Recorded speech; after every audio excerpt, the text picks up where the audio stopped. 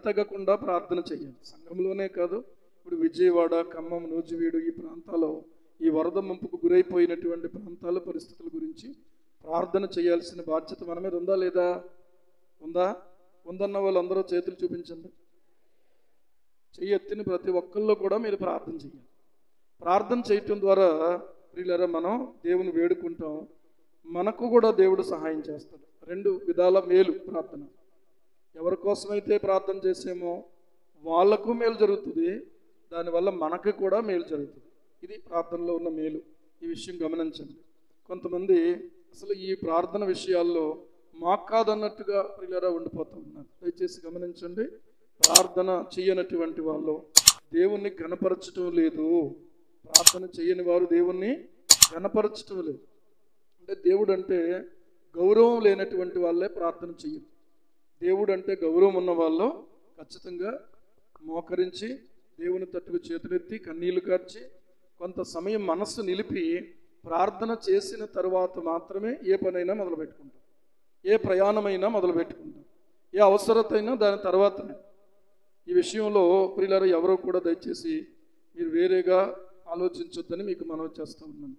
ఈరోజు దేవుని వాక్యంలో నుంచి కొన్ని మాటలు మనం చదువుకుందాం.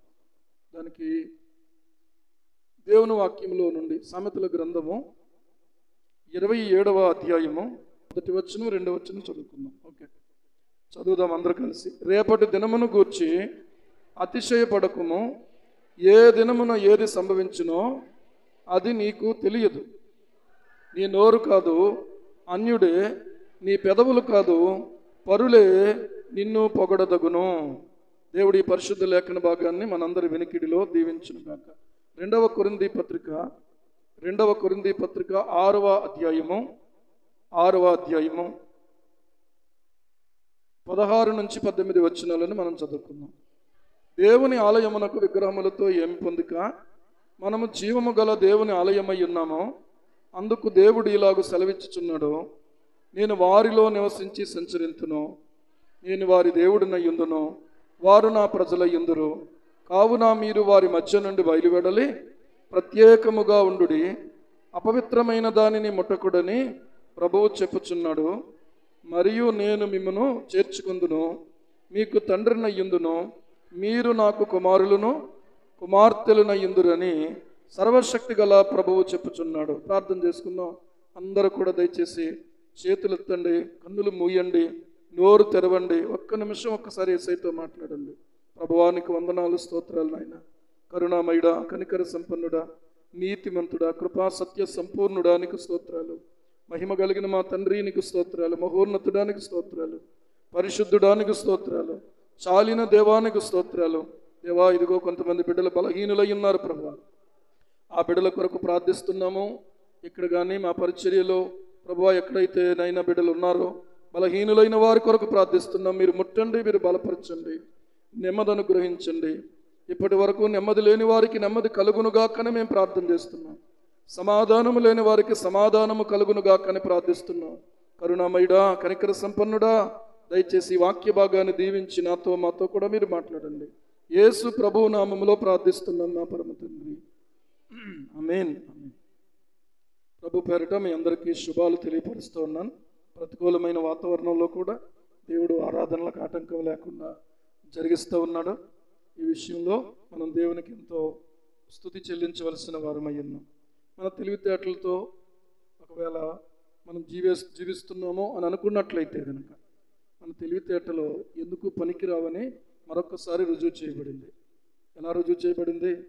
విజయవాడలో జరిగినటువంటి, ఖమ్మంలో జరిగినటువంటి, నూజివీడులో జరిగినటువంటి పరిస్థితులు ఏవైతే ఉన్నాయో, విపరీతమైనటువంటి వరదల వల్ల అండ్ ఆ ప్రవాహము వల్ల ఒక పాఠం మనం నేర్చుకున్నాం. అదేంటంటే మన తెలివితేటలు పనిచేయవు, మనకున్న ఐశ్వర్యము మనకు ఉపయోగపడదు, మనం కట్టుకున్నటువంటి సౌకర్యవంతమైనటువంటి గృహాల్లో కూడా దేవుని సెలవైతే తప్ప మనం అందులో నివసించలేము అనే విషయం మనకి బోధపరచబడింది. ఒక సాఫ్ట్వేర్ అబ్బాయి ఉన్నాడట. ఆ అబ్బాయికి అమెరికాలో ఒక సాఫ్ట్వేర్ కంపెనీలో చాలా మంచి ఉద్యోగం, మంచి జీతం. అతనికి సంవత్సరానికి 18 లక్షల జీతం అంట. ప్రయాణం ఎంత? 18 లక్షలు. తర్వాత అతనికి 2 క్రెడిట్ కార్డులు ఉన్నాయంట. ఆ క్రెడిట్ కార్డులు లిమిట్ ఎంత అంటే 1,50,000 వరకు, 1,00,000 పైచీలకు 2 లిమిట్ క్రెడిట్ కార్డులు. తర్వాత అతని యొక్క అకౌంట్లో సుమారు 65,000 రూపాయలు బ్యాలెన్స్ ఉందట. అర్థమవుతుందా? తర్వాత మళ్ళీ కొద్ది రోజులకి 15% శాలరీని కూడా పెంచుతారట. ఇవన్నీ ఆలోచించుకుని అబ్బాయి ఏమనుకున్నాడంటే, నాకేంటి ఇంకా సూపర్ నా లైఫ్ అనుకున్నాడు. కానీ విజయవాడ వరదల్లో చిక్కుకుపోయి, విజయవాడకు వచ్చాడు స్టేట్స్ నుంచి, వరదల్లో చిక్కుకుపోయి తినడానికి తిండి నోచుకోలేని పరిస్థితి ఏర్పడింది. ఒకప్పుడైతే ఆ అబ్బాయి ఏమని చెప్పాడంటే, ఒకప్పుడైతే ఒక బిర్యానీ ప్యాకెట్ కొనుక్కుని అది బాగోకపోతే ఆ ప్యాకెట్ పడేసిన వాడిని. ఈ రోజున ఎవరు పడేస్తే ఒక పొట్లను తినాలి అని ఎదురు చూస్తున్నాను. ఎలాంటి స్థితికి మారిపోయిందో. మంచినీళ్ళకు కూడా జనరల్ వాటర్ ఎప్పుడు తాగలేదు, మినరల్ వాటరే కొనుక్కుని తాగేవాడిని. కానీ ఇప్పుడు అలాంటిది కనీసం ఒక గుక్కడి మంచినీళ్ళు ఎవరిస్తారా, ఎవరొచ్చి సహాయం చేస్తారా, మంచినీళ్ళు ఇస్తారా అని ఎదురు చూసే పరిస్థితికి వచ్చాను. జేబులో 10 రూపాయలు కట్టలు పెట్టుకుని గుళ్ళ దగ్గర గోపురాల దగ్గర ఉన్నటువంటి బిచ్చగాళ్ళకి వేసేవాడిని నేను. కానీ ఈ రోజున ఈ ప్రకృతి వైపరీత్యం నాకేమి నేర్పించిందంటే, నేనే ఒక పెద్ద భిక్షగాడినని నేర్పించింది అని అన్నాడు. చూసారా, ఎలాంటి స్థితిలో ఉన్నటువంటి వ్యక్తి, ఎలాంటి లగ్జరియస్గా జీవించడానికి అవకాశం ఉన్నటువంటి వ్యక్తి ఈ రోజున ఇలాంటి మాటలు పలకడానికి కారణం ఏంటి? కేవలము కొద్ది రోజులలో జరిగినటువంటి ఒక భయంకరమైన ప్రకృతి వైపరీత్యం వల్ల ఈ రోజున ఇలాంటి మాటలు వచ్చినాయి. ఈ రోజున ఆలోచన చేసుకుందాం. ప్రసంగి గ్రంథము 2వ అధ్యాయంలో ప్రియులారా ఏమన్నాడు అనంటే 26వ వచనం మనం చదివితే, ప్రసంగి గ్రంథము 2వ అధ్యాయము 26వ వచనం. యాలయనగా 25 చదవండి. 25 ఆయన సెలవు లేక భోజనము చేసి సంతోషించుట ఎవరికి సాధ్యము అని అక్కడ ప్రశ్నిస్తూ ఉన్నాడు. ఆయన సెలవు లేకుండా భోజనము చేసి సంతోషించుట ఎవరికి సాధ్యం చెప్పండి ఒకసారి. ఎవరికైనా సాధ్యమేనా? ఒక వ్యక్తి హోటల్కి వెళ్ళాడు, మంచి బిర్యానీ ఏదో ఆర్డర్ చేశాడు. ఆర్డర్ చేసిన తర్వాత కొంతసేపటికి బిర్యానీ వచ్చింది.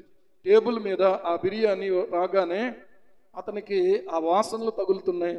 చక్కగా తిందాము అని చెప్పి అలా చెయ్యి పెట్టబోతున్నాడు. అంతే, ఇంకా ఈలోగా అతని ప్రాణం పోయింది. ఇంతకుముందు దాదాపు కొన్ని నెలల క్రితమేమో, ఒక సంవత్సరం క్రితమో తెలియదు, కానీ నాకు తెలిసి ఈ వీడియో చాలా స్క్రోల్ అయిపోయింది. అంటే ఇది ఏం తెలియజేస్తుంది అని అంటే, కొనుక్కున్నాడు ఆహారం, తినడానికి అంతా రెడీగా కూర్చున్నటువంటి వ్యక్తి ఇలా భోజనానికి కలపడానికి ఇలా చెయ్యి చాపుతూ కాళ్ళు కిందకి జారిపోయింది, ప్రాణం పోయింది. ఈ రోజున తెలియకుండా జరిగిపోతుంది. హార్ట్ స్ట్రోక్లు చేస్తూ ఉన్నాయి.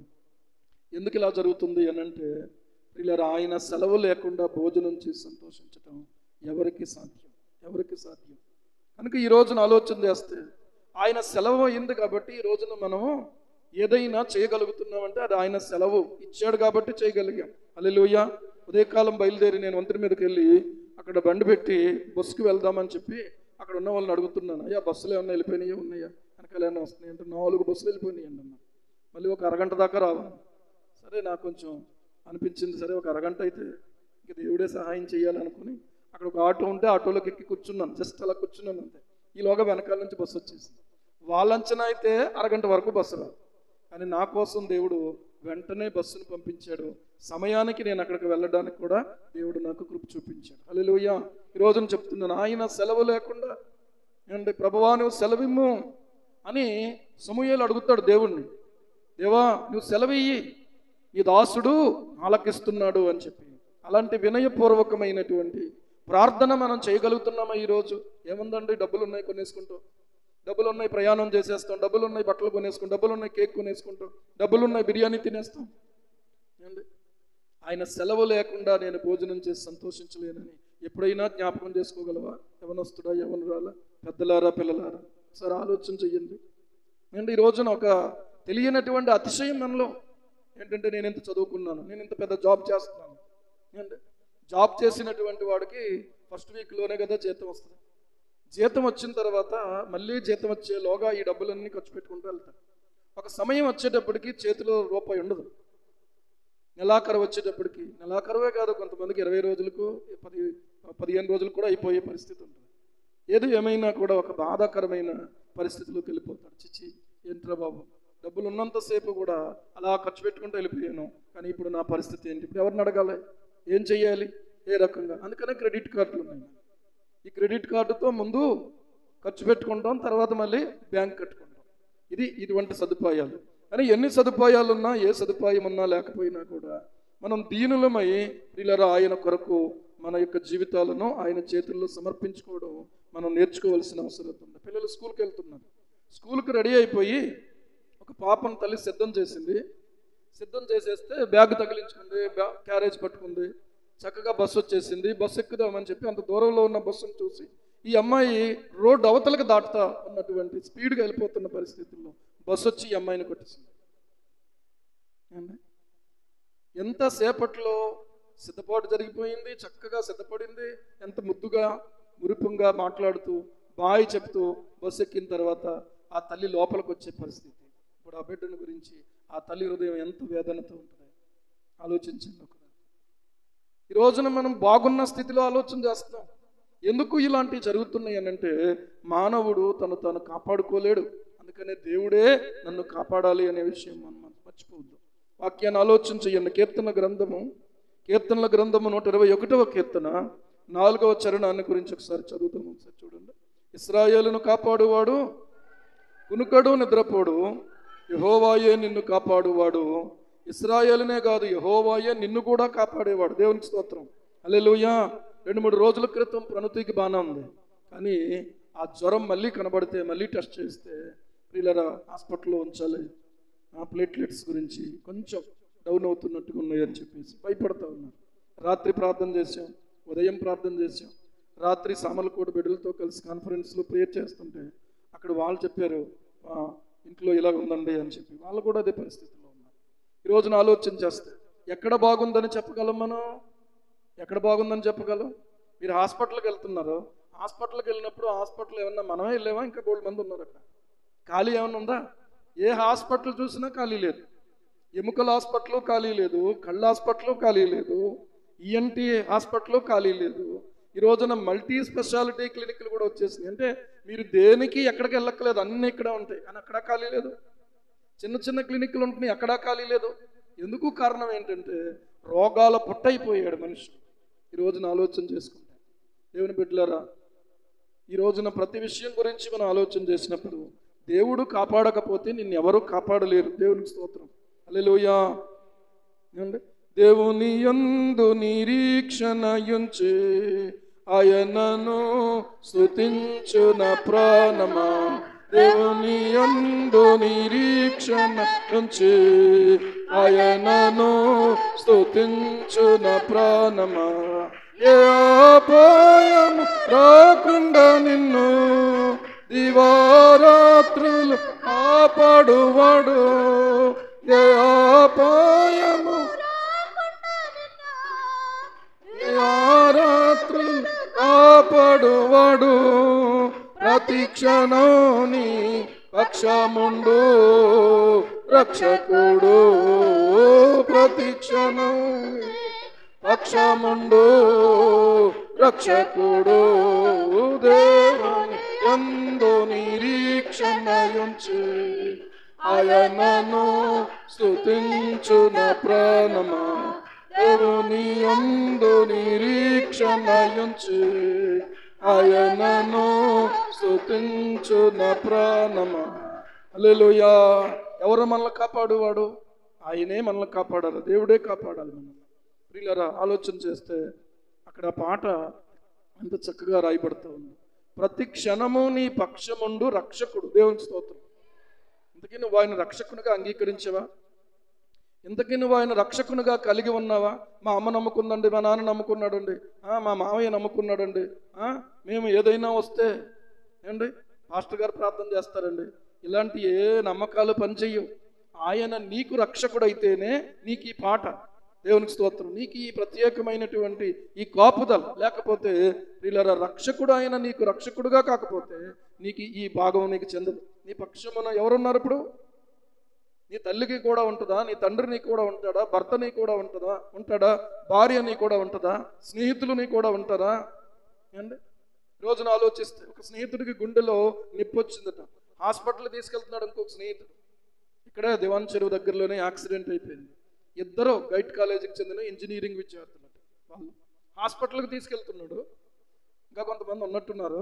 అండ్ తీసుకుని వెళ్తుండగా లారీ కొట్టేసింది ఇద్దరిని. ఆ బైక్ స్పాట్ డెడ్. ఇతను ఏమనుకున్నాడంటే నేను హాస్పిటల్కి తీసుకెళ్ళడానికి నేను వెళ్తున్నాను అనుకున్నాను. మళ్ళీ హాస్పిటల్కి వెళ్ళి మళ్ళీ వచ్చేస్తాం కదా అనుకున్నాను. అండ్ ఒకళ్ళు ఒక ఊరికి చెందిన వాళ్ళు, ఒకళ్ళు ఇంకొక ఊరికి చెందిన వాళ్ళు. ఎవరి జీవితం ఎప్పుడు ఎలా ఉంటుందో చెప్పలేము. కనుక ఈ రోజే, ఈ క్షణమే నీ హృదయాన్ని నువ్వు ప్రభువుకి ఇవ్వటం మంచిది. బాగున్నప్పుడే నీ హృదయాన్ని ఇయ్యి.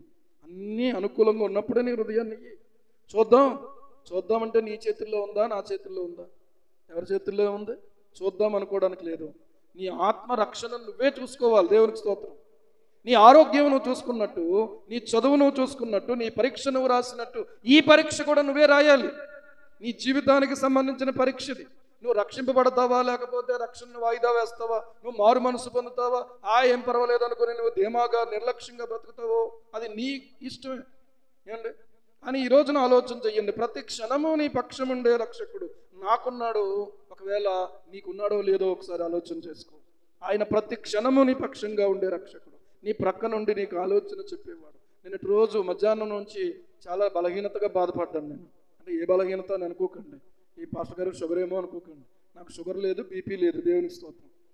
అర్థమైందా? అంటే నేను ఆరోగ్యంగానే ఉన్నాను. మనిషిని చూడడానికి ఒకవేళ కొంచెం మీ దృష్టికి కనబడొచ్చేమో ఒకవేళ నీరసంగా అంటే ఒకవేళ ఏ షుగర్ ఉందో ఒక ఆవిడ అడుగుతుంది, బాబు మీకు షుగర్ ఉందా అండి అని అడుగుతుంది. అంటే షుగర్ ఉన్న వాళ్ళు ఇలా ఉంటారన్నా దాని అర్థం? షుగర్ లేదు, ఏమీ లేదు, మక్కి నొప్పి పట్టింది నాకు. అంటే ఎందుకు చెప్తున్నానంటే ఈరోజు నిజానికి ఈ ఉదయకాలం ప్రయాణం చేయటం కష్టతరమేమో అనిపించింది. ఉదయకాలం మళ్ళీ వాక్యం చెప్పాలి, ఆరాధనలో ఉండాలి, దేవుని కొరకు నిలబడాలి. ప్రభువా నాకు సహాయం చేయను అని అనుకుంటూ ఉన్నాను. కొంచెం పరిచయం చేసే రాత్రి పాస్టర్ గారు. తర్వాత మరి నిప్పలా కంటిన్యూ అవుతూనే ఉంది. అర్థమైందా? దేవుని దయ వల్ల ఉదయానికి మళ్ళీ శక్తినిచ్చి దేవుడు నడిపించాడు. దేవునికి స్తోత్రం. ఆయన సెలవు లేకపోతే నిలబడలేం. ఆయన సెలవు లేకపోతే ప్రయాణం చేయలేం. ఆయన సెలవు లేకపోతే తినలేం. ఆయన సెలవు లేకపోతే నిద్రపోలేం. ఆయన సెలవు లేకపోతే వ్యాపారాలు చేయలేం.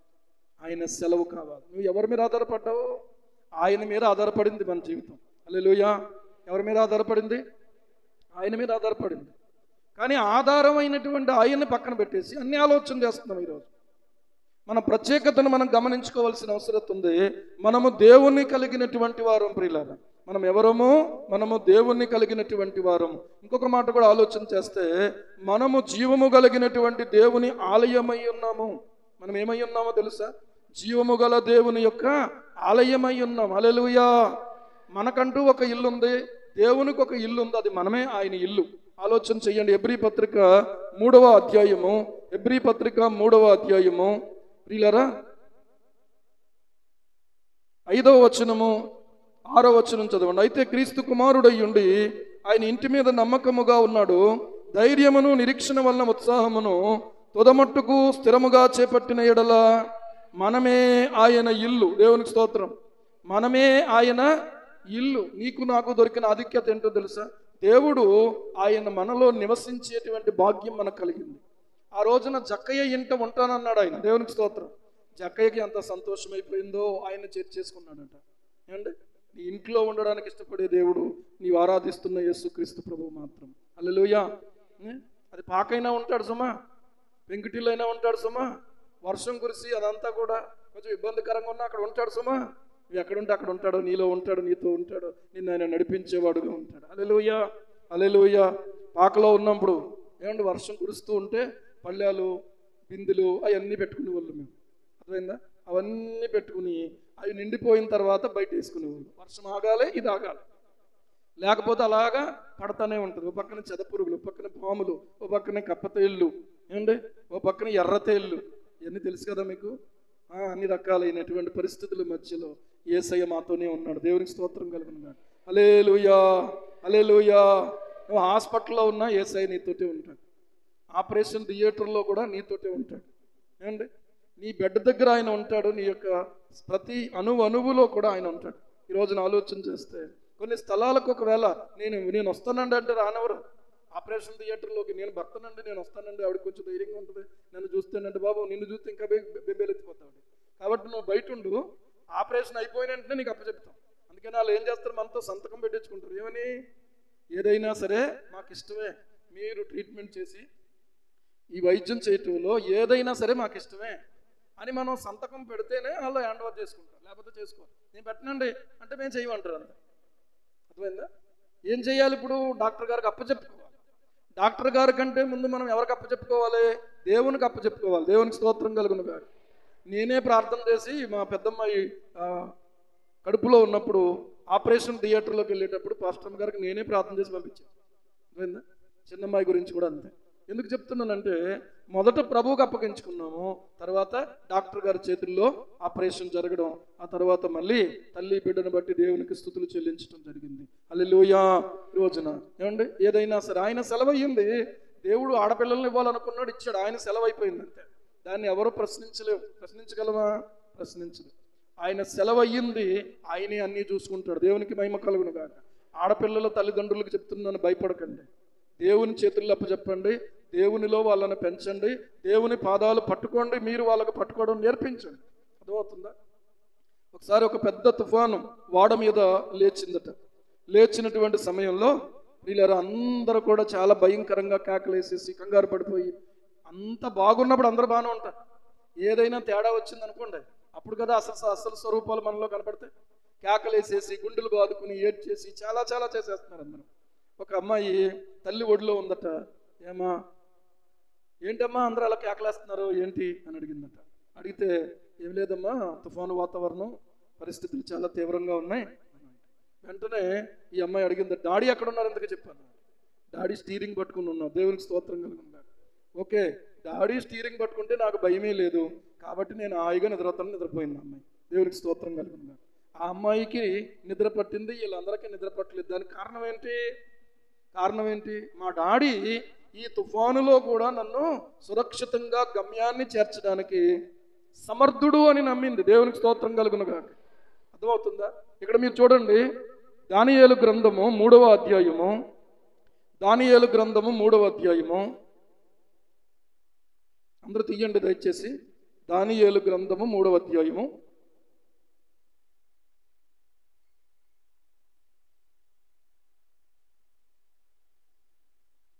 తీసారా? 15వ వచనం నుంచి చదవండి. 17 చదవండి. 17. మేము సేవించుచున్న దేవుడు మండుచున్న వేడిమి గల ఈ అగ్నిగుండములో నుండి మమ్మను తప్పించి రక్షించుటకు సమర్థుడు. ఎవరైనా సమర్థుడు. దేనికి సమర్థుడు?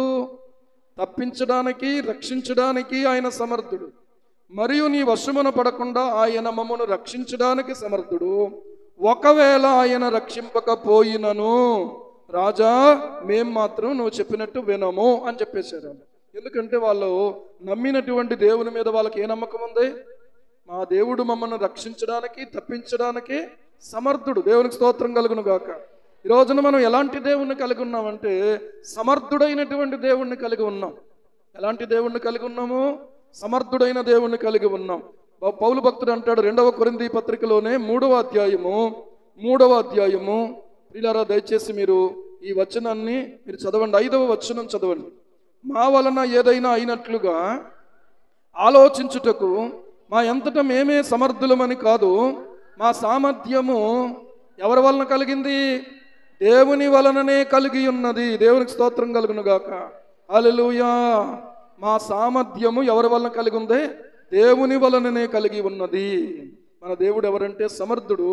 మనకు ఆయన సామర్థ్యాన్ని ఇచ్చేవాడు అయి ఉన్నాడు. అర్థమవుతుందా? కెపాసిటీ అంటే ఇంగ్లీష్లో, తెలుగులో అర్థం ఏంటో తెలుసా? సామర్థ్యము. ఏమండి, ఒకవేళ ఇప్పుడు మనకు ఉన్న మోటారు 1/2 HP అనుకోండి, అది ఇంత ఎత్తుకు అందించగలదు వాటర్. ఒకవేళ ఇంకా పై ఎత్తుకి ఒకవేళ వాటర్ వెళ్ళాలంటే ఇది పనిచేయదు, 1 HP కావాలి. ఇంకా పై కావాలంటే 2 HP కావాలి. అలాగ పెంచుకుంటూ వెళ్తాం కెపాసిటీని. ఈ రోజున మన జీవితాల్లో, మన బ్రతుకుల్లో కూడా ఎంతైతే ప్రియులారా అక్కడ ప్రాబ్లం ఉందో, లేకపోతే ఎంతైతే అక్కడ శోధన ఉందో, ఎంతైతే అక్కడ ఇబ్బంది ఉందో, దాని అంతటిని ఎదుర్కోవడానికి కావలసిన సామర్థ్యాన్ని దేవుడే మనకు అనుగ్రహించేవాడై ఉన్నాడు. హల్లెలూయా. ఈ రోజున సమర్థత అనేది దేవుడే ఇవ్వాలి మనకి. సమర్థత అనేది దేవుడే మనకి ఇవ్వాలి. కనుక దేవునిని మీ ప్రియులరా మనం ఆశ్రయించవలసిన వారమై ఉన్నాం. మనలో ఉన్న ప్రత్యేకతను గురించి నేను అక్కడ కొన్ని విషయాలు చెప్పాను షార్ట్ కట్లో. కొన్ని విషయాలు ఇక్కడ మీకు కూడా చెప్తున్నాను. మనకున్న ప్రత్యేకత ఏంటంటే దేవుడు మన యందు నివసించటం, దేవుడు మన యందు సంచరించటం. ఇక్కడున్న విషయం చూడండి. నేను వారిలో నివసించి సంచరింతును, నేను వారి దేవుడినయ్యుందును, వారు ఏమై ఉంటారు? నా ప్రజలయ్యుందురు. హల్లెలూయా. వాళ్ళు ఎవరో? నా ప్రజలు. తర్వాత ఏమంటున్నాడో తెలుసా? మీరు వారి మధ్య నుండి పైలు వెడలి ప్రత్యేకముగా ఉండండి. నేను బస్సు మీద వెళ్తూ ఈరోజు వాక్యాన్ని గురించి ఆలోచన చేసుకుంటూ ధ్యానం చేస్తున్నాను. సడన్గా ఒక ఫ్లక్స్ కనబడింది. అక్కడ ఏమనుందంటే జిలేబీ మా ప్రత్యేకత అని కనబడింది. అంటే మీ వివాహ శుభకార్యాలకు, ఫంక్షన్లకి ఒకవేళ మీకు అవసరమైతే మేము ఆర్డర్ చేసి అందించగలము అని చెప్పి. క్యాటరింగ్ మా ప్రత్యేకత కదా. ఇలాంటి కొన్ని మాటలు కనపడతా ఉంటాయి. దేవుని బిడ్డలుగా మనకు ఒక ప్రత్యేకత ఇచ్చాడు దేవుడు. ఏంటో తెలుసా? ఆయన మనలో నివసిస్తాడు, మనలో సంచరిస్తాడు. దేవునికి స్తోత్రం కలుగును గాక. దేవుని దర్శనం కోసం నువ్వు ఎక్కడికెక్కడికో పరిగెట్టాల్సిన అవసరం లేదు. దేవుని దర్శనము నీ దగ్గరనే నీకే దొరుకుతుంది. దేవునికి స్తోత్రం. దర్శనం కోసం లోకంలో మనుషులు టికెట్లు ఇట్టు కొనుక్కుంటున్నారు. అర్థమవుతుందా? అయినా కూడా కొన్ని ప్రాంతాలకు మళ్ళీ ఆడవాళ్ళు వెళ్ళకూడదు, మగవాళ్ళే వెళ్ళాలి. ఆడవాళ్ళకి ఆయనకి పడదు. ఓకే, అలాంటి పరిస్థితులు కూడా. కానీ ఇక్కడ ఉన్న పరిస్థితి ఏంటంటే అందరినీ ఆయన ఎక్కడ ఉంటే అక్కడే దర్శించగలిగిన వాడు. దేవునికి స్తోత్రం కలుగును గాక. హల్లెలూయా, హల్లెలూయా. ఆలోచన చెయ్యండి. నీకున్న ప్రత్యేకత. ఇక్కడ డబ్బులు పెట్టక్కర్లేదని లేటుకొస్తున్నారా మీరు? అక్కడేమో క్యూల్లో నిలబడి ఎండైనా వానైనా అలా తడిసిపోయి, మొన్న దర్శనం కోసం ఒక ఆవిడ లైన్లో నిలబడితే ఆవిడకి గుండెపోటు చచ్చిపోయింది. అక్కడ ఆ ఇంట్లో ఉన్న వాళ్ళు ఎంత కలవరమో చూడలేదా మీరు న్యూస్? అయితే గమనించండి, ఏంటంటే మనలో నివసించి మనలో సంచరించటం అనేది దేవుడు మనకు అనుగ్రహించిన ప్రత్యేకత. ద్వితీయోపదేశకాండము 4వ అధ్యాయము 7వ వచనం చదవండి ఒకసారి. ద్వితీయోపదేశకాండము 4వ అధ్యాయము 7వ వచనం. ఎలయనగా మనము ఆయనకు మొరపెట్టినప్పుడల్లా మన దేవుడైన యెహోవా మనకు సమీపముగా ఉన్నట్లు మరి ఏ గొప్ప జనమునకు ఏ దేవుడు సమీపముగా ఉన్నాడు. ఏ గొప్ప జనమునకు, గొప్ప జనం ఎవరైనా ఉన్నారంటే అది దేవుని జనమే. దేవునికి స్తోత్రం. అర్థమైందా? ఎవరికి ఆయన సమీపంగా ఉన్నాడు అని అంటే వీళ్ళరా ఎవరైతే ఆయన జనమో వారికి ఆయన సమీపముగా ఉన్నాడు. ఎప్పుడు? మొర్రపెట్టేటప్పుడా, గుర్రు పెట్టేటప్పుడు? మొర్ర పెట్టడానికి. అందుకనే మనం ఎప్పుడు కూడా ఆశపడాలి. ఎప్పుడు అవకాశం దొరుకుతుందా, ఎప్పుడు నేను ఆయన సన్నిధిని మొరపెట్టుదునా అని చెప్పి. హల్లెలూయా. ఈ రోజున పాటలు పాడడం అంటే సరదా, పాటలు వినడం అంటే సరదా, కానీ ప్రార్థించడం దగ్గరికి వచ్చేటప్పటికి వీళ్ళరా కొంత నిర్లక్ష్యం ఆలోచిస్తారు. మీరు ఏ పనైనా చేసుకోండి, ఎక్కడైనా ఉండండి, ఎక్కడైనా బ్రతకండి, కానీ ప్రార్థన జీవితాన్ని మాత్రం నిర్లక్ష్యం చేయొద్దు. ప్రార్థనే క్రైస్తవ జీవితం. దేవునికి స్తోత్రం. అది పెళ్ళి అవ్వచ్చు, దానికి ముందు ప్రార్థన ఉండాలి. మీరు ఏం చేస్తుంటారంటే ప్రార్థన పెట్టుకుంటున్నామంట. అక్కడ ప్రార్థన పెట్టుకోవడం అనేది తాత్కాలికంగా జరిగేది, కానీ కంటిన్యూగా ప్రార్థన చేసుకోవాలి. దేవునికి స్తోత్రం. దేవుడు సహాయం చెయ్యాలి. ప్రయాణాల్లో దేవుడు సహాయం చెయ్యాలి. పనుల్లో దేవుడు సహాయం చెయ్యాలి. ప్రతి విషయంలో కూడా దేవుడు సహాయం చెయ్యాలి. మనం అన్నిటి దగ్గర బలవంతులమే కానీ ప్రార్థన దగ్గర బలహీనులు. అందుకనే పరిశుద్ధాత్మ దేవుడు ప్రార్థన చేయుటకు మనల్ని బలపరిచేవాడుగా, సహాయకుడుగా ఆయన ఉన్నాడని రోమాపత్రిక 8వ అధ్యాయము 26వ వచనం మనకి పరిశుద్ధాత్మ దేవుడు పౌలు భక్తుని ద్వారా ఈ మాట రాశాడు. చూడండి, చదవండి. అటువలే ఆత్మయు మన బలహీనతను చూచి సహాయము చేయుచున్నాడు. ఏలయనగా మనము యుక్తముగా ఎలాగూ ప్రార్థన చేయవలెనో మనకు తెలియదు కానీ ఉచ్చరింప శక్యము గాని మూలుగులతో ఆ ఆత్మ తానే మన పక్షముగా విజ్ఞాపనము చేయుచున్నాడు. హల్లెలూయా. చప్పట్లు కొట్టి దేవుని మహిమపరచండి. ఆ ఆత్మ తానే ఏం చేస్తున్నాడు? ఎవరి పక్షంగా? మన పక్షముగా ఏం చేస్తున్నాడు? విజ్ఞాపనము చేయుచున్నాడు. హల్లెలూయా. ఈ రోజున ఆలోచన చెయ్యండి. పరిశుద్ధాత్మ దేవుడు మన బలపరిచేవాడుగా ఉన్నాడు. ప్రార్థన చేయటానికి అన్నీ చేయగలం, కానీ ఎంత పనైనా చేసేస్తాం, కానీ ప్రార్థన దగ్గరికి వచ్చేటప్పటికి మాత్రం మనస్సు నిలపలేము, మోకాళ్ళు వంచలేము, కన్నీళ్లు కార్చలేము, హృదయాన్ని ప్రభు దగ్గర కుమరించలేము. ఇలాంటి యొక్క స్థితిలో ఉన్నటువంటి నీకు ఒక సహాయకుడు ఉన్నాడు. ఆ సహాయకుడు నీకు హెల్ప్ చేయడానికి ఉన్నాడు. కొన్ని హాస్పిటల్లో ఒక చిన్న బోర్డు తగిలించి ఉంటుంది. ఏమన్నా తెలుసా? మే ఐ హెల్ప్ యూ అని రాసి ఉంటుంది. దాని మీద మీకు నేను ఏ విధంగా సహాయపడగలను అని చెప్పి. పరిశుద్ధాత్ముడు సహాయం చేయడానికి ఉన్నాడు. నీవు ప్రియులారా, నువ్వు బలహీనుడు, నువ్వు చేయలేవు. కానీ నువ్వేం చెయ్యాలి? పరిశుద్ధాత్ముడా నాకు సహాయం చేయమని నీవు బతిమాలుకోవాలి ఆయన్ని. హల్లెలూయా. పరిశుద్ధాత్ముడా నాకు సహాయం చెయ్యని బతిమాలుకుంటే తప్పకుండా ప్రార్థన విషయంలో ఆయన నీకు సహాయం చేస్తాడు. మన గురించి మనం ప్రార్థన చేసుకోలేము, కొన్నిసార్లు ఇతరుల గురించి మనం ప్రార్థన చేయలేము. ప్రియులారా, సంఘము ప్రార్థన చేసేదిగా ఉండాలి. సంఘము ప్రార్థించేది అయితేనే అది జీవము కలిగిన సంఘం. ప్రార్థించువారే జీవము కలిగినటువంటి వారు. పని గురించి మాట్లాడకండి, నీ ప్రార్థన జీవితం గురించి మాట్లాడు ఒకసారి. నువ్వు ఎప్పుడు ప్రార్థన చేస్తావు, ఎలా ప్రార్థన చేస్తావు, ఎంత సమయం ప్రార్థన చేస్తావు, ఏ రీతిగా ఉంటుంది నీ ప్రేయర్ లైఫ్, రోజులో నువ్వు ఎంత టైం కేటాయించగలవు ప్రార్థనకి. ప్రార్థన అనేది క్రైస్తవ జీవితానికి ఉన్న ప్రత్యేకత. దేవునికి స్తోత్రం. హల్లెలూయా. ఏమండి, పాట అయితే పాడి ఆరాధన చేసేసి అయిపోయింది అనుకోకండి. ఆరాధన అయిపోవడం లేదు, ఆరాధన కొనసాగేదే కానీ ఆగిపోయేది కాదు. ఎప్పుడు ఆగిపోద్ది తెలుసా? ఆరాధన ఎప్పుడు ఆగిపోద్ది? ఎప్పుడు ఆగిపోద్ది అంటే మన బొందిలో ప్రాణం పోతే ఆగిపోద్ది, అంటే ఇంకా మనం ఆరాధించలేము. కానీ ఆత్మ ఆరాధిస్తుంది. దేవునికి స్తోత్రం. అర్థమైందా? ఆరాధనకు ఫుల్ స్టాప్ లేదనమాట. ఈ లోకములో ఉన్నంత కాలము ఆరాధన చేస్తాము, ఈ లోకాన్ని విడిచిపెట్టిన తర్వాత కూడా ఆత్మ ఆరాధన చేస్తుంది దేవుణ్ణి. ఆత్మ దేవుణ్ణి ఆరాధన చేస్తుంది. అందుకనే ఒక భక్తుడు రాశాడు, సాగిలపడి మృక్యదము సత్యముతో ఆత్మలో మన ప్రభు యేసుని. హల్లెలూయా. అమ్మా, నిద్రొచ్చిన వాళ్ళు నిలబడి వాక్యం వినండి. ఈసారి నేను ఊరుకోను, ఎట్టి పరిస్థితులు చెప్తున్నాను. జాగ్రత్తగా ఆలోచన చెయ్యాలి. నువ్వు చేయాలనుకున్న పనిని చేయడానికి, నువ్వు చేయాలనుకున్న ప్రయాణం చేయడానికి, బస్సు కోసం నువ్వు అక్కడ గంటల తరబడి నిలబడాల్సి వస్తే అక్కడ కుర్చీ లేదు, ఒక గొడుగు లేదు, ఒక నీడ లేదు, ఏమీ లేదు. నిలబడతావా? నిలబడవా? నువ్వు ప్రయాణం చేయాలి, ఖచ్చితంగా నువ్వు అక్కడ ఉండాల్సిందే, నిలబడాలి. మనం అనుకుంటే మనం చేస్తాము, మనం అనుకోకపోతేనే మనం ఏం చేస్తాం తెలుసా? తప్పించుకుంటాం. ఇది నాకు సంబంధించింది కాదు. ఇప్పుడు ఆ లక్ష్మి గారు ఒక విషయం చెప్పింది, అలాగే కుమారి ఒక విషయం చెప్పింది, ఇలాగా ఏలియా ఒక విషయం చెప్పాడు వాళ్ళ అమ్మాయి గురించి. ఇలాగా ఒక్కొక్కళ్ళు లిస్ట్ ఇచ్చేసి వెళ్ళిపోతే ఎవరు చేస్తారు ప్రార్థన? ఎవరికి బాధ్యత అండి? ఎవరికి వాళ్ళు కూడా ఒకరి కొరకు ఒకరు ఏం చేయాలంటే ప్రార్థన చేసుకోవాలి. హల్లెలూయా. క్రైస్తవుని యొక్క జీవితంలో ప్రత్యేకత ప్రార్థన. ఈరోజున ఆలోచన చెయ్యండి. స్తుతించుట ప్రత్యేకత. ఎప్పుడెప్పుడో స్తుతించడం కేవలం ఆదివారమే కాదు. ఆదివారం ఆరాధన ఇంత సమయం అని పెట్టుకున్నాం కాబట్టి ముగించుకుంటాం, కానీ ఆరాధన కంటిన్యూ అవుతుంది. దేవునికి స్తోత్రం. ఇక్కడ అయిపోయింది అంతే, ఇక్కడ అయిపోయింది. మనం వెళ్ళాలి కాబట్టి మనం వెళ్ళిపోతాం ఇక్కడి నుంచి. కానీ ఆరాధన మైక్ ఉండకపోయినా, పాస్టర్ గారు లేకపోయినా, విశ్వాసులు లేకపోయినా, అక్కడ వాయిద్యాలు వాయించే వాళ్ళు లేకపోయినా, ఇక్కడ ప్రియులారా అయిపోయింది, కానీ అక్కడ మాత్రం కంటిన్యూ అవుతుంది ఆరాధన. ఆరాధన అనేది ఆగేది కాదు, అది కొనసాగేది. దేవునికి స్తోత్రం కలుగును గాక. హల్లెలూయా. ప్రత్యేకత ఏంటంటే క్రైస్తవ జీవితంలో చచ్చేంత వరకు ఆరాధన చేయడమే, దేవుని స్తుతించడమే. మూడవ విషయం ఏంటంటే ప్రియులారా, దేవుని వాక్యమును మనము ధ్యానం చేయాలి. ఎప్పుడెప్పుడు కొంతమందికి బైబిల్తో అవసరం ఉండట్లేనట్టుంది. ఏమంటే బైబిల్ మర్చిపోయి మళ్ళీ బైబిల్ కోసం రాకుండా ఇంటి దగ్గర దొంగలుగా బతుకుతున్నారు కొంతమంది. నేను ఇలాగ అంటున్నందుకు మీరేమనుకోవద్దు. ఎందుకంటే బైబిల్తో నాకు పని ఏముంది, మళ్ళీ ఆదివారం దాకా పని లేదనేమో ఒకవేళ ఇక్కడ ఉంచేస్తున్నారేమో. ఏమండి, మంచోళ్ళు ఒకవేళ మీరు మర్చిపోయి వెళ్ళిపోతున్నారేమో. మర్చిపోయిన వాళ్ళు ఏం చేయాలి? ఒకసారి బండి మర్చిపోయి వెళ్ళిపోయి మళ్ళీ మన్నాడు వచ్చి నేను ఇక్కడ బండి మర్చిపోయానండి అన్న. అదే బైబిల్ కోసం అలా మర్చిపోయానండి అన్న వచ్చినటువంటి వాళ్ళు ఇంచుమించు 2-3 ఉంటారేమో.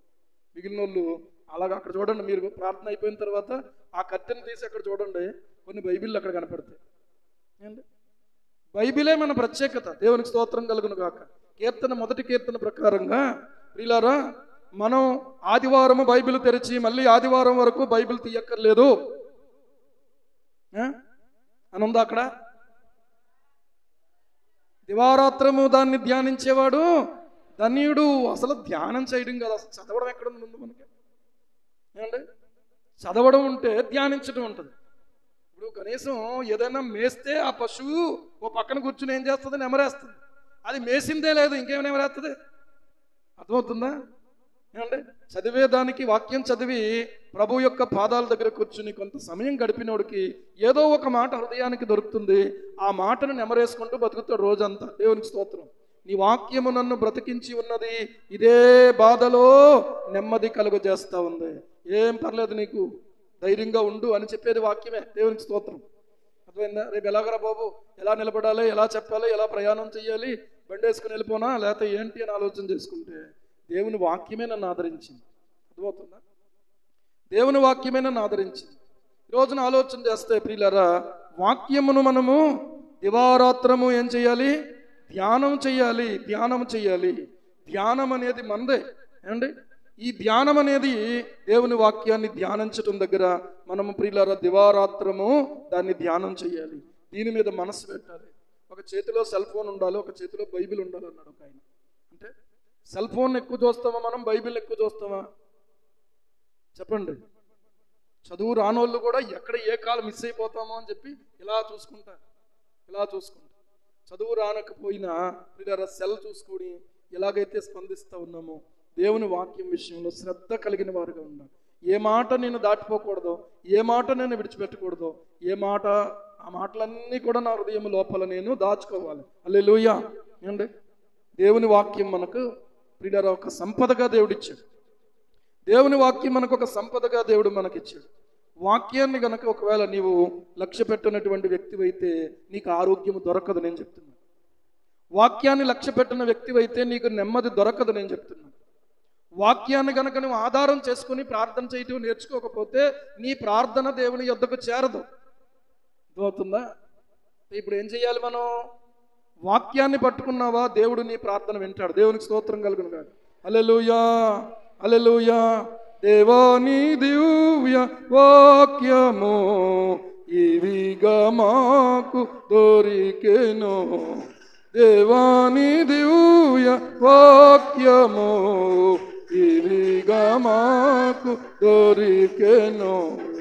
హల్లెలూయా, హల్లెలూయా, హల్లెలూయా.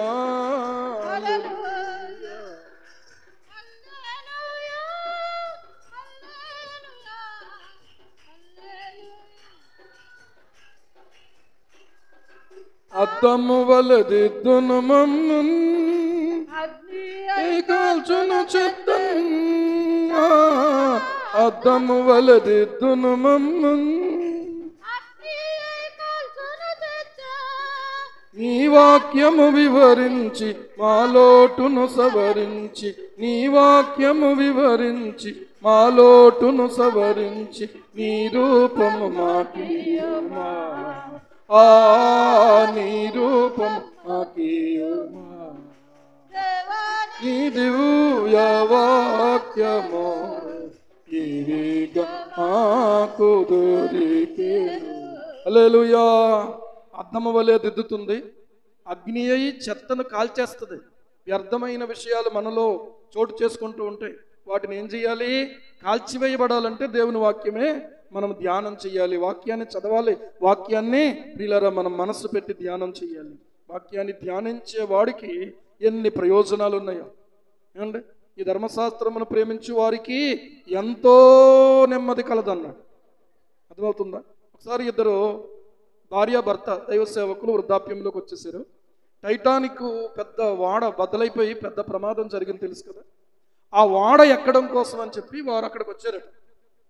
అక్కడికి వచ్చిన సమయంలో ఈ వాడ ఎక్కకుండా వెళ్ళిపోయింది. అందుకే ఫుల్ రష్ అయిపోయింది. ఎక్కలేకపోయారు, వాళ్ళు ఉండిపోయారు. ఇదేంటి ప్రభువా మా ప్రయాణం ఇలాగైపోయింది, ఏంటి ఇప్పుడు మా పరిస్థితి అని చెప్పి వారు కొంతసేపు బాధపడ్డారు. తర్వాత తెలిసిన విషయం ఏంటంటే టైటానిక్ వాడ సముద్రం మధ్యలో బద్దలైపోయింది అని తెలిసింది. నిజంగా ఒకవేళ గనక వీరు ఎక్కువ ఉంటే ఖచ్చితంగా వీళ్ళు ఏమైపోయి ఉండేవాళ్ళు చెప్పండి? వాళ్ళు కూడా అందులో ప్రమాదంలో ఉండేవాళ్ళు, ఇబ్బంది పడేవాళ్ళు, ప్రాణాలు కోల్పోయేవారు, లేకపోతే దేవుని చిత్తం మీరు ఏం జరిగి ఉండేది. నిజానికి కొన్నిసార్లు తొందరపడిపోతాం. ఈ పని అవ్వలేదు, ప్రయాణం ఆగిపోయింది, ఇబ్బంది అయిపోయింది, లేట్ అయిపోద్ది అని చెప్పి దేవుడే కావాలని కొన్నిసార్లు తప్పించాడు. దేవునికి స్తోత్రం. అయితే అదే టైటానిక్ వాడలో ఒక దైవ సేవకుడు మునిగిపోతూ కూడా ఒక యవనస్తునికి దేవుని మాటను తెలియజేశాడు. సహోదరుడా నీవు రక్షించబడ్డావా అని అడుగుతున్నాడు. ఆ సమయంలో ఈయన ప్రియులారా మునిగిపోతున్నాడు. ఈయన లైఫ్ జాకెట్ ఈయనకు ఉంది, యవనస్తుడికి లైఫ్ జాకెట్ లేదంట. ఇతను మునిగిపోతుంటే ఈ లైఫ్ జాకెట్ అతనికి ఇచ్చి, అయ్యా నువ్వు యేసు ప్రభువునందు విశ్వాసం ఉంచు, నువ్వు రక్షించబడతావని చెప్పి ఈయన లైఫ్ జాకెట్ లేదు, మునిగిపోయి చనిపోయాడు. ఈయన చనిపోయి ఆ వ్యక్తిని రక్షించాడు, రక్షణలోనికి నడిపించాడు. ఇతను అనుకున్నాడు నిజానికి అతని ప్రాణం కంటే నా ప్రాణాన్ని విలువైనదిగా ఎంచాడు ఇతడు. ఎందుకో తెలుసా, నేను చనిపోయినా పర్లేదు ప్రభు దగ్గరికి వెళ్ళిపోతాను, కానీ నీవు మారు మనసు పొందకుండా చనిపోతే గనక నీ జీవితం నాశనానికి వెళ్ళిపోతే అది నాకు ఇష్టం లేదు. యవనస్తుడా, నీ హృదయాన్ని ఇప్పుడైనా ప్రభుకి అని చెప్పి చివరి మాటల్లో రక్షణ సందేశాన్ని ఇచ్చి ఆయన నిద్రించాడు. ఆ సముద్రంలో ఆయన సజీవంగా సమాధి అయిపోయాడు. కానీ యవనస్తుడు బ్రతికినటువంటి వాడు బయటకు వచ్చి దేవుని కొరకు, ఇదిగో పలానా దైవజనుడు నాకు ఈ రక్షణ సందేశం ఇచ్చాడు, నేను మారు మనసు పొందాను, రక్షించబడ్డాను, ఈ రోజున నేను దేవుని సేవ చేస్తున్నానని చెప్పి సాక్ష్యం ఇస్తున్నాడు. ఇప్పుడు ఆయన బ్రతుకున్నాడు అంటారా, చచ్చిపోయాడు అంటారా? దైవ సేవకుడు చచ్చిపోయాడు అంటారా, బ్రతుకున్నాడు అంటారా? ఎందుకే ఎలాగా? హేబేలులాగా బ్రతుకున్నాడు. దేవునికి స్తోత్రం కలుగునుగాక. అతడు మృతి పొందియు విశ్వాసము ద్వారా మాట్లాడుచున్నాడని హేబేలు గురించి రాయబడింది. ఈ రోజున ప్రియులారా, మనం ఆలోచన చేస్తే ఆయన చనిపోతున్నటువంటి స్థితిలో నాకు ఈ లైఫ్ జాకెట్ ఉంది, నేను ఈ యవనస్తుడైనటువంటి ఈ వ్యక్తికి రక్షణ లేదు, ఈ అబ్బాయి జీవితం ఇలాగ అయిపోవడానికి దేవుని చిత్తం కాదు, నా కోసం ప్రాణం పెట్టిన ప్రభు ఈ అబ్బాయి కోసం కూడా ప్రాణం పెట్టాడు. ఒకవేళ అంతవరకు ఆ టైటానిక్ వాడలో ఏమండి వాళ్ళు పార్టీలు చేసుకుంటున్నారేమో, వాళ్ళు సెటైర్లు వేసుకుంటున్నారేమో, కూర్చుని పేకాట్లు ఆడుకుంటున్నారేమో, ఏ అమలక్కల ముచ్చట్లు పెట్టుకున్నారేమో తెలియదు, కానీ ఈయన మాత్రం ప్రియులారా వాళ్ళందరికీ చెప్తున్నాడు, అయ్యలారా మీరు రక్షణ పొందండి, ప్రభు అయిన యేసుక్రీస్తు నిజమైన లోక రక్షకుడు, ఆయన మీకోసం ప్రాణం పెట్టాడు, శిలువ మీద ఆయన రక్తం కార్చాడు, మరణించి ఆయన తిరిగి లేచాడు, ప్రభు త్వరగా రాబోతున్నాడని చెప్తూ చివరి క్షణాలలో తుది శ్వాస ఆయన విడిచిపెట్టాడు. దేవునికి స్తోత్రం. ఇలా చేయటానికి ఎవరైనా ప్రేరేపణ చేశారు, ఎవరైనా బలపరిచారు? ఇదే ప్రత్యేకత అంటే క్రైస్తవుని యొక్క ప్రత్యేకత ఏంటంటే నశించిపోతున్నటువంటి వ్యక్తిని రక్షణలోనికి నడిపించటమే ప్రత్యేకత. ఏంటి? నశించిపోతున్న వ్యక్తిని రక్షణలోనికి నడిపించటమే ప్రత్యేకత. ఈ రోజున అలాంటి ఒక ప్రత్యేకత కలిగి నీవు ఉంటే ప్రియులారా పరలోకము నిండుతుందండి. దేవునికి స్తోత్రం. పాతాళము ఖాళీ అయిపోవాలి, కానీ ఖాళీ అవ్వదు. ఎందుకో తెలుసా? ప్రజలు దేవునికి విధేయత చూపించే వాళ్ళు ఏమండి ఎక్కువ మంది ఉండరు. పిలువబడిన వారు అనేక మంది, ఏర్పరచబడిన వారు కొందరే అని అంటున్నారు. కొందరే. ఆటపాటల యందు ఆసక్తి ఉంది, కానీ ప్రాణాన్ని గురించి, ఆత్మను గురించి ఆసక్తి లేదు, శ్రద్ధ లేదు. ఈరోజు చూస్తే కన్నీళ్లు కార్చి ప్రభు పాదాలు పట్టుకున్నాం. నీకు ఒక ప్రత్యేకత ఉంది. బయటి వారి నుంచి దేవుడు నిన్ను ప్రత్యేకించాడు. ఆయన నీలో నివసిస్తాడు, నీలో సంచరిస్తాడు. అంతేకాదు ఆయన నీకు సమీపంగా ఉంటాడు. నీ తల్లి కంటే, నీ తండ్రి కంటే నీ పక్షమున, నీ పక్కన ఉండి నిన్ను ఆయన రక్షించేవాడుగా ఉంటాడు. దేవునికి స్తోత్రం. నీకు ఆయన సహాయం చేసేవాడుగా ఉంటాడు. ప్రియులారా ఆలోచన చెయ్యండి, ఎంత గొప్ప భాగ్యం ఎవరికి ఉందండి? ఎవరికి ఉంది? ఎవరికైనా ఉందా? ఒక ఎమ్మెల్యే గారు వచ్చి మన ఇంట్లో ఉంటానంటే ఎలా ఫీల్ అవుతాం మనం అండి? ఆయన ఉంటాడేంటి అసలు? ఓట్ల ఎలక్షన్లో తప్ప ఏ ఇంటికి మళ్ళీ వెళ్తారా? వెళ్ళినప్పుడు ఓట్ల ఎలక్షన్ అవసరం కొలది వచ్చి, అవసరం కొలది ఏదో కనబడితేనే మనుషులు అయిపోతారు. నిజానికి కావాలని వచ్చేది ఎవరైనా, ఏ ఎమ్మెల్యే అయినా, ఏ పిఎం గారైనా, సీఎం గారైనా వస్తారా? కావాలని ఎవరైనా వస్తారు మన ఇంటికి? నీకు దండం పెట్టి అప్పుడు ఓట్లు అడిగారు, ఓట్లు వేసావు, ఎలక్షన్ అయిపోయింది, గెలిచారు. గెలిచిన తర్వాత మళ్ళీ నీ గుమ్మం దగ్గరకు వచ్చి బాబు అని ఎవరైనా కనబడతారు? అసలు కనబడనటువంటి మనుషులు, అవసరం కొలది నిన్ను వాడుకున్న వాళ్ళు, ఆ తర్వాత నువ్వెక్కడో ఆయన ఎక్కడో. ఏమండి? ఒకవేళ నేను ఓటేసానండి, నేను కలవడానికి వచ్చాను చెప్పండి, మా దూరపు నుంచి ఫలానా పాస్టర్ గారు చెప్పండి, బాబు కూర్చోండి ఇక్కడ, ముందు ఆయన అడిగి పర్మిషన్ ఇచ్చిన తర్వాత అప్పుడు ఎదురుగానంట. ఏమండి? అంతనే కదా. కానీ నా ప్రభువు దగ్గరికి వెళ్ళడానికి పర్మిషన్ లేదు. దేవునికి స్తోత్రం. ఎప్పుడైనా పర్మిటెడ్. దేవునికి స్తోత్రం. ఎప్పుడైనా పర్మిటే. నీకు ఎప్పుడైనా రావచ్చు, ఎప్పుడైనా నువ్వు ఆయనకు చెప్పుకోవచ్చు, ఎప్పుడైనా ఆయన బతిమాలుకోవచ్చు, ఎప్పుడైనా ఆయన దగ్గరకు ధైర్యంగా వచ్చేయచ్చు. దేవునికి స్తోత్రం కలుగును గాక. హల్లెలూయా. ఇది ప్రత్యేకత కాదా? హెబ్రీ పత్రిక 4వ అధ్యాయము దయచేసి మీరు 16వ వచనం చూడండి ఒకసారి. హెబ్రీ 4:16. గనుక మనము కనికరింపబడి సమయోచితమైన సహాయము కొరకు కృప పొందునట్లు ధైర్యముతో కృపాసనమునొద్దకు చేరుదము. హల్లెలూయా. ఏమండి? ఇక్కడ వరకు వచ్చే వరకు అక్కర్లేదు. మన ప్రధాన యాజకుడు మన బలహీనతల యందు మనతో సహానుభవము లేనివాడు కాడు, కానీ సమస్త విషయములలోనూ మన వలనే శోధింపబడినను ఆయన పాపము లేనివాడుగా ఉండెను. గనుక మనము కనికరింపబడి తండ్రి అయినటువంటి దేవుని యొక్క కృపాసనము దగ్గరకు మనం వెళ్ళడానికి ప్రియులారా యేసుక్రీస్తు ప్రభు పాపము లేనివాడుగా, నీ కోసము నా కోసము సిలువ మీద రక్తము కార్చి నీ కొరకు నా కొరకు పరమ తండ్రి ఎదుట ఆ రక్తపల్లెం పట్టుకుని విజ్ఞాపనం చేస్తున్నాడు గనక నీకు నాకు డోర్ ఓపెన్ చేయబడిపోయే ఉంది. దేవునికి స్తోత్రం. మీరు కాసేపు ఉన్నాక వస్తే ఆ డోర్ వేసేస్తాం, కింద డోర్ కూడా వేసేస్తాం, కానీ ఈ డోర్ మాత్రం ఎప్పుడూ ఓపెనే ఉంటుంది. కొంతమందికి తెలియక ఏమనుకుంటున్నారు తెలుసా, ఇవాళ పండుగ రోజు కాబట్టి ఇవాళ చచ్చిపోతే డైరెక్ట్గా ఓపెన్ చేసి ఉంటుందంట. ఇదంతా ఏంటంటే మనుష్యులు నమ్ముతున్న అబద్ధం. మనుషులను త్వరగా నాశనం చేయడానికి సాతాను చాలా చాలా రకాలైనటువంటి ట్రిక్స్ వాడుతున్నాడు. ఇది ఒక ట్రిక్ అన్నమాట. నమ్మొద్దు దీన్ని. ఏమండి, క్రిస్మస్ రోజున చచ్చిపోయినా ఈ రోజు చచ్చిపోయినా కూడా ప్రభువునందు ఉంటేనే మనం మృతులు ధన్యులు. దేవునికి స్తోత్రం. హల్లెలూయా. అంతేగాని ఆ రోజున చచ్చిపోతే ఎంత మంచిదో అనుకోకండి. దాన్ని బట్టి మరణం కాదు, దాన్ని బట్టి మంచి చెడ్డ కాదు.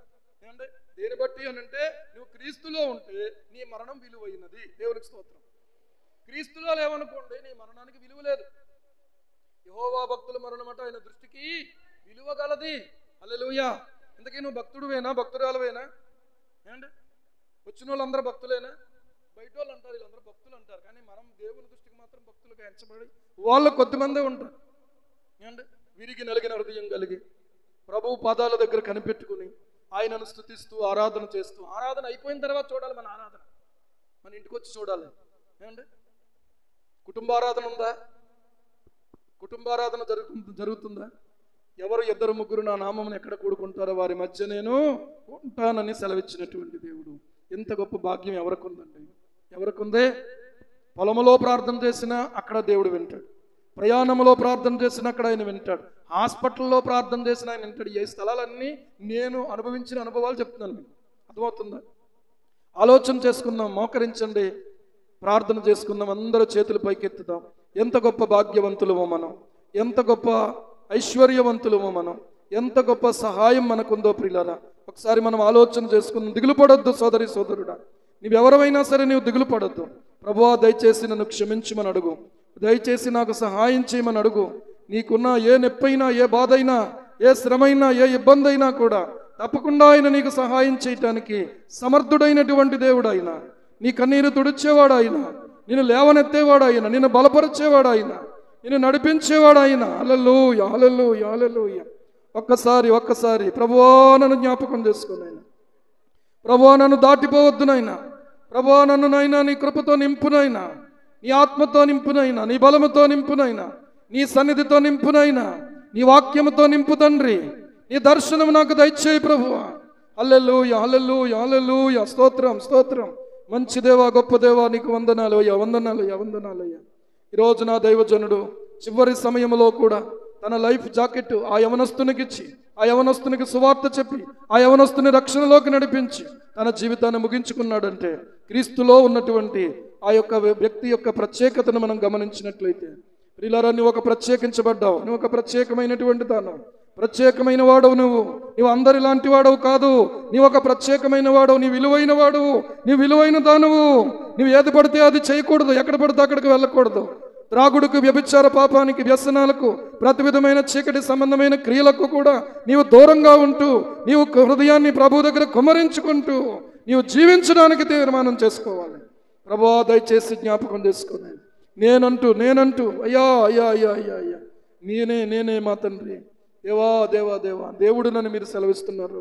దేవుడు అనడానికి సరిపోయిన వారు మీరే. ప్రభువానికి స్తోత్రాలు. ఈ గొప్ప భాగ్యాన్ని నాకు ఇచ్చినందుకు స్తోత్రాలు.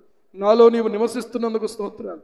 నాలో నీవు సంచరిస్తానని దేవా నీవు ఇచ్చిన మాట కొరకు స్తోత్రాలు. హల్లెలూయా, హల్లెలూయా, హల్లెలూయా.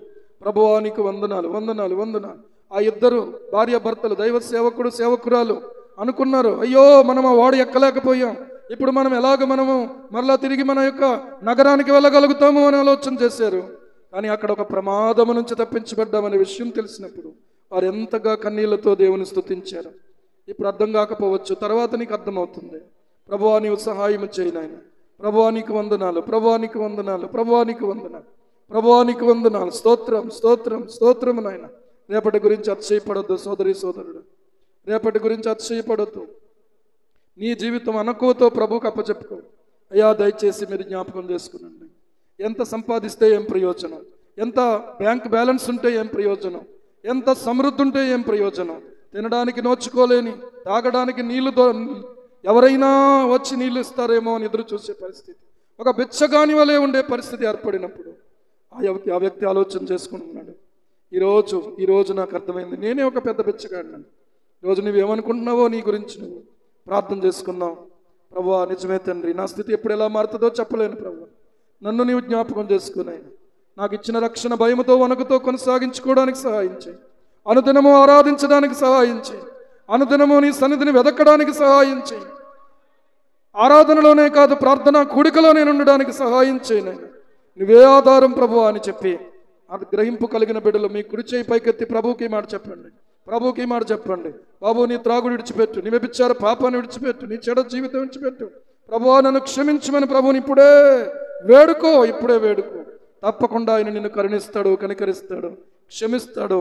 ఆయన నీకు నూతన జీవితం ఇస్తాడు, నూతన ఆరోగ్యాన్ని ఇస్తాడు, నూతన బలాన్ని ఇస్తాడు, నూతన హృదయాన్ని ఇస్తాడు. అంతా నూతనం చేసేవాడు ఆయన. ప్రార్థన చేసుకుందాం. పరిశుద్ధుడైన మా తండ్రి, కృపామయుడైనటువంటి మా దేవ, నీ పరిశుద్ధ నామానికి మహిమ చెల్లిస్తున్నాం. ఈ సమయంలో ప్రభువ, వాక్యమును నాయన మా తండ్రి మా ముందుకు తెచ్చావు నాయన. మేము కలిగి ఉన్న ప్రత్యేకతలను గురించి మీరు మాతో మాట్లాడుతూ ఉన్నారు. నిజమే ప్రభువ, మేము ఎటువంటి వారమై ఉన్నామో, మేము ఎలాగ ప్రత్యేకించబడిన వారమో మీరు మాకు తెలియజేస్తున్నారు. నైనా నేను ఎరుగని ప్రజల మధ్య ఎరిగినటువంటి మేము ప్రత్యేకించబడిన వారిగా జీవించడానికి కృప చూపండి. ఈ మాటలందరి హృదయాల్లో లోతుగా నాటి ఫలింప చేయండి. మిగిలిన కార్యక్రమాలు ఈ వారం అంతట్లో మీరు తోడుగా ఉండి నడిపించండి. చేరువచ్చిన బిడ్డలందరినీ పేరు పేరున దీవించండి. యేసు ప్రభువు నామములో ప్రార్థించి స్తుతించి వేడుకుంటున్నాం మా పరమ తండ్రి. ఆమేన్.